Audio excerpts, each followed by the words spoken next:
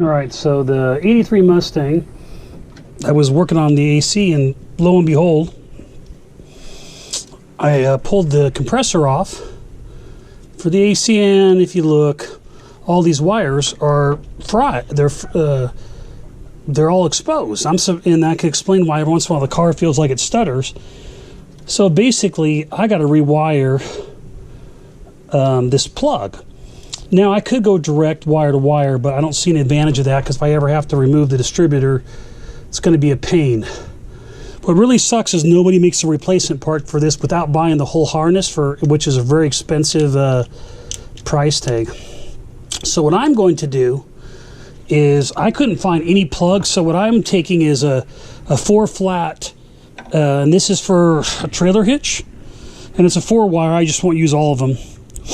And I'm going to wire it so I have a connector that I can pull in the future. Again, this gets the job done, but it's far from perfect. So what I'll do is wire it real quick. Again, I didn't see this because it was underneath the compressor, so I wasn't aware of this. So I'm going to go ahead and wire, and I'll film it as I'm going.